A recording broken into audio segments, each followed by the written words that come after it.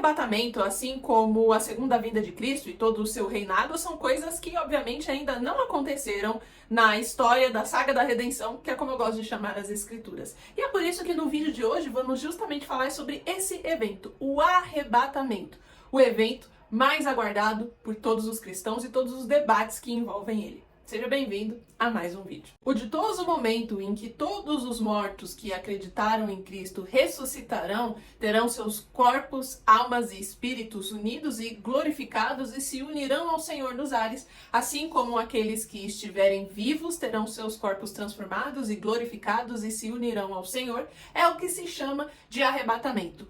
Quando e como ele acontece, no entanto, é algo muito debatido dentro do mundo gospel e dentro do evangelho.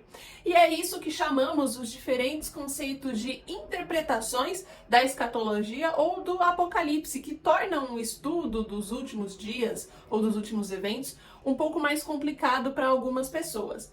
Basicamente, existem algumas formas de interpretar como acontecerão esses eventos, assim como o arrebatamento. Seria de forma pré-milenista, amilenista, pós-milenista e também as suas abordagens, como o preterismo, o historicismo e o futuricismo. O pré-milenismo, que vai se converter no pré-tribulacionismo, é a maneira que a maior parte dos cristãos pentecostais enxergam o evento do arrebatamento, que seria antes do período tribulacional e, claro, antes do reino milenar de Cristo. Sendo assim, essas pessoas, eu incluo-me nesse grupo, acreditam que o arrebatamento acontecerá antes da manifestação do anticristo, antes do início da tribulação e grande tribulação. E será um evento em que Cristo retorna para resgatar primeiro aqueles santos, a igreja que estiver aqui na terra. A doutrina do pré-tribulacionismo, pré-milenismo, porém, vai ser criticada por outros grupos, principalmente os pós-tribulacionistas,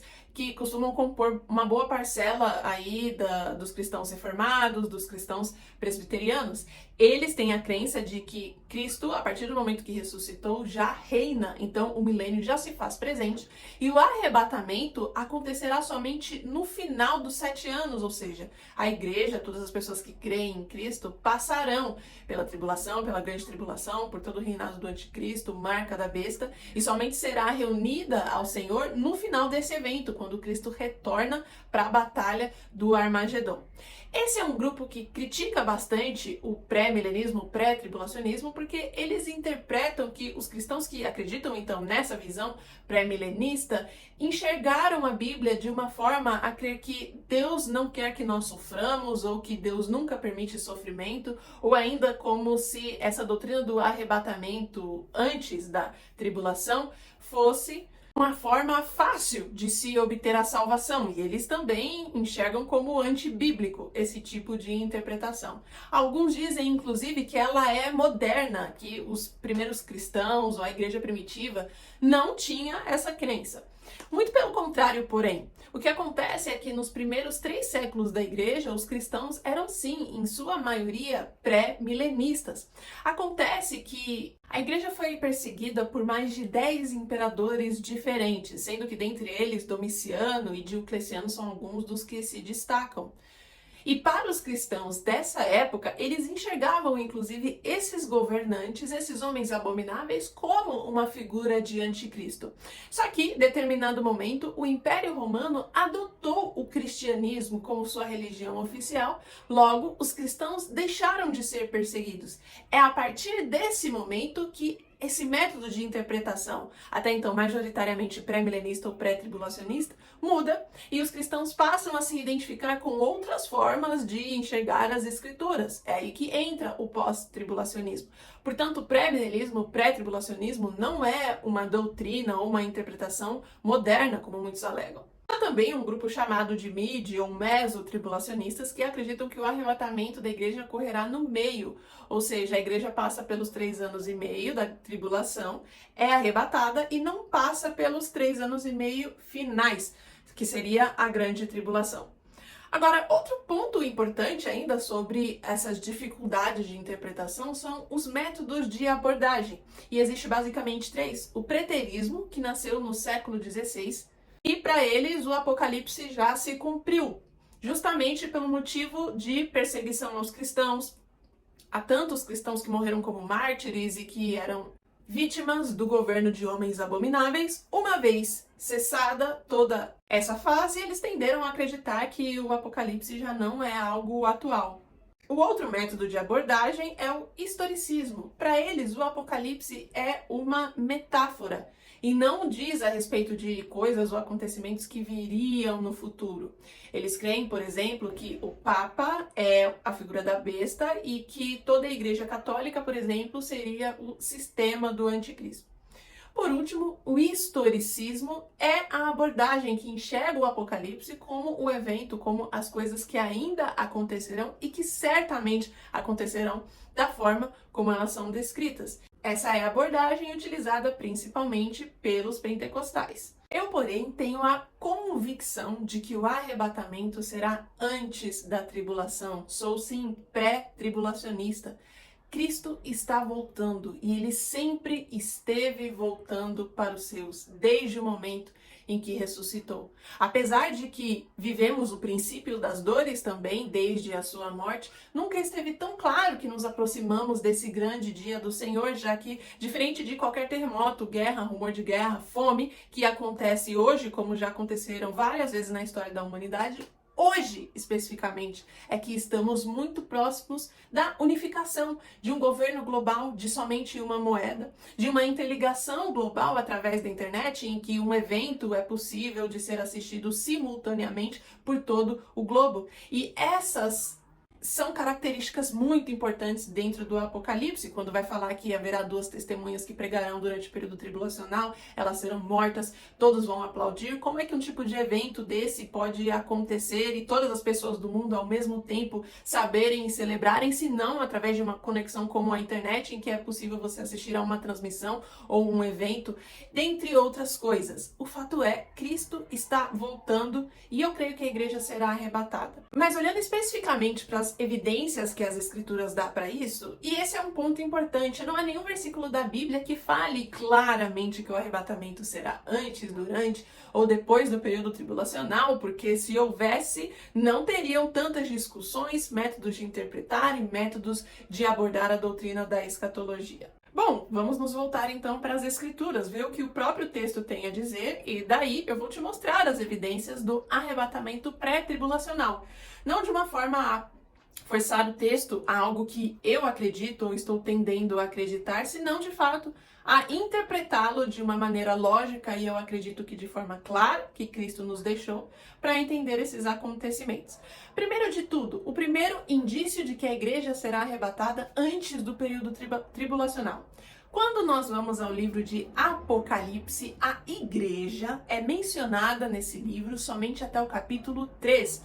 O livro é introduzido, João é arrebatado em espírito, ele é levado a ver 3 dimensões, as coisas que eram, as que são, as que hão de acontecer. Ele tem a visão do Cristo glorificado. Ele diz para escrever essas coisas e em seguida se dirigir às 7 igrejas, as igrejas da Ásia. Elas então aparecem do capítulo 2 ao 3 e depois do capítulo 3 a igreja só vai aparecer novamente na Batalha do Armagedon, ou seja, no final dos eventos. Sendo assim, o livro de Apocalipse está organizado: a igreja no começo, no meio os perdidos, os gentios da terra, como o povo que não aceitou a Cristo, e os judeus. E no final, novamente, Cristo, a igreja, Batalha do Armagedon, novo céu e nova terra. É interessante pontuar que quando Cristo pede a João a se referir às 7 igrejas da Ásia, ele manda aquelas cartas à igreja de Esmirna, Éfeso, Pérgamo, Sardes, Filadélfia, Tiatira e Laodiceia. Para cada uma delas, Cristo vai fazer um elogio e vai fazer uma admoestação para aquelas que estavam fumegando, ou seja, que não estavam cheias do Espírito Santo, que estavam cometendo erros. E a maneira de interpretar isso e por que as igrejas são colocadas logo no início é justamente porque Cristo quer se dirigir à igreja de forma a que elas se corrijam e a que elas estejam preparadas para este evento, para que elas não tenham que ficar para esse dia da ira do Senhor. Cristo literalmente fala isso para duas das 7 igrejas específicas. Caso não se corrigisse, ela ficaria para esse dia, ficaria para o tempo de tribulação. Logo, não é propósito para a igreja estar na terra durante esse período.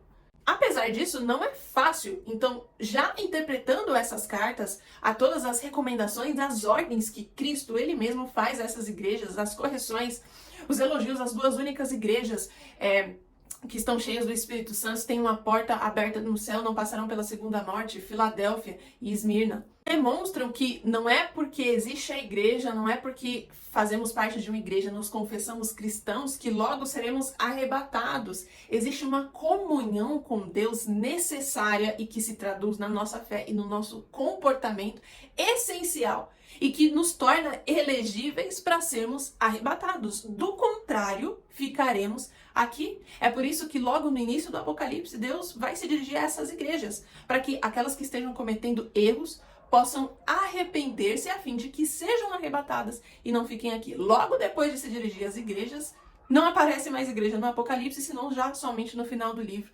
para a batalha do Armagedon. Quando a Bíblia fala sobre a volta de Jesus, ela sempre usa o termo vinda. Em grego significa parousia. Parousia designa um rei que está indo visitar uma cidade. E nesse evento acontecem duas coisas, harpazo e faneroses. Harpazo significa tomar à força, retirada brusca e inesperada. É uma palavra utilizada mais de 14 vezes no Novo Testamento. Ela significa a saída de uma comissão de pessoas proeminentes da cidade a ser visitada e ao encontro dessas pessoas com o rei desta cidade e logo em seguida a ida para esta cidade junto desse rei. Fanerose significa ter conhecimento, ser reconhecido. Aparece mais de 50 vezes no Novo Testamento. E é justamente a visibilidade, ou seja, ver de fato o rei dessa cidade que a comissão de pessoas está indo visitar. Ou seja, Cristo retorna para buscar a sua igreja antes dos eventos da tribulação e grande tribulação. A igreja então encontra-se com esse rei Harpazo nos ares e vai com ele em direção à cidade, aquela que está preparada, a Jerusalém Celestial. Quais são os textos que apoiam isso? 1 Tessalonicenses, capítulo 4, versículos 16 e 17, porque o mesmo Senhor descerá do céu com alarido, com voz de arcanjo, trombeta de Deus, e os que morreram em Cristo ressuscitarão primeiro. Depois nós, os que ficarmos vivos, seremos arrebatados juntamente com ele nas nuvens, a encontrar o Senhor nos ares, e assim estaremos sempre com o Senhor. Ou seja, a cronologia aqui do arrebatamento. Os mortos primeiro ressuscitarão, e em seguida nós, os que estivermos vivos. Em seguida, o próprio Apocalipse, capítulo 3, quando está advertindo a igreja para que não fique para a ira do Senhor. Vai dizer exatamente o seguinte: como guardaste a palavra da minha paciência, também eu te guardarei da hora da tentação que há de vir sobre todo o mundo, para quebrar os que habitam, para tentar os que habitam nela. Então, nós temos o fato da igreja só aparecer até o capítulo 3 do livro de Apocalipse e depois somente no final, no fechamento do livro. Temos o fato da igreja não ser mencionada nenhuma vez durante o período tribulacional, durante o reinado do anticristo, durante todas as taças que serão derramadas sobre a terra, todos os juízos. E em terceiro lugar, nós temos o fato de que, caso o arrebatamento não seja pré-tribulacional, ele seja no meio, como creem os mid- ou mesotribulacionistas, ou no final, como creem os pós-tribulacionistas, isso significa que nós saberíamos o dia da vinda do Senhor, que contradiz o próprio sermão escatológico de Cristo em Mateus 24. Ele diz que a vinda do Filho do Homem ninguém sabe, senão somente o Pai. Mas será um dia como naqueles de Noé, em que se casarão, se darão em casamento, comerão, beberão, até que de repente irá sobrevir o dilúvio. Ou seja, Cristo usa o acontecimento do dilúvio e Noé para tipificar o mesmo que acontecerá durante a fase tribulacional. E se não é possível saber esse dia da vinda do Filho do Homem, entendendo o pós-tribulacionismo, nós veríamos que, sim, nós saberíamos. Por quê?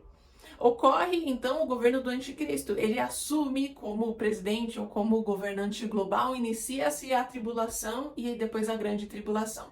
Se nós que somos a igreja teremos que passar por isso, estaremos aqui, é só contar 7 anos depois que esse homem, governante do mundo todo, tiver início da sua jornada, a gente conta 7 anos depois desse dia e saberemos exatamente quando o Senhor vai voltar, já que a tribulação, a grande tribulação, é um período completo que dura 7 anos, ou uma semana, de acordo às semanas de Daniel. Então, dentro desse conceito, seja mídia ou pós-tribulacionismo, nós saberíamos. Mas Jesus mesmo disse que não é possível saber, porque será um dia normal. O que é um dia normal? Um dia normal não vai ser um dia já durante o período tribulacional, porque o mundo vai sofrer muito. Um dia normal é um dia como o que nós estamos vivendo hoje. É um dia que tem gente casando, tem gente se dando em casamento, comendo, festejando, fazendo qualquer coisa, trabalhando e vivendo suas vidas normais. É aí que haverá essa vinda do Filho do Homem. É assim que nós interpretamos esse arrebatamento. É o dia que o Senhor se encontra conosco, enquanto para o mundo é apenas um dia comum. Então Cristo irá nos arrebatar antes da tribulação. É o que nós sabemos. Agora, em qual momento isso acontece, não é possível distinguir, assim como Cristo disse, estarão casando e dando-se em casamento. Isso nos força a viver escatologicamente dentro da iminência de saber que esse evento pode acontecer a qualquer momento. E a noiva não tem tempo para se preparar, ela precisa estar preparada. Sendo assim, não há tempo até que se peça um perdão, não há tempo até que se deixe de praticar algum pecado, não há tempo até que se deixe de adulterar, deixe de embriagar. É preciso fazer isso agora, porque a noiva sempre tem que estar preparada. No casamento judaico, ocorria da seguinte forma: o noivo noivava com a noiva, e então ele tinha que retornar à sua cidade natal para preparar financeiramente, já que se pagava um dote pela noiva e porque o noivo também tinha que prover pela casa. Então ele voltava para sua cidade natal para trabalhar e fazer toda essa sustentação financeira. E quando tudo estivesse preparado, quando ele pudesse de fato pagar pelo dote da noiva e pudesse arcar com tudo em relação ao casamento, é que ele retornava. Mas já que não havia forma de se comunicar, não tinha como a noiva saber quando ele retornasse.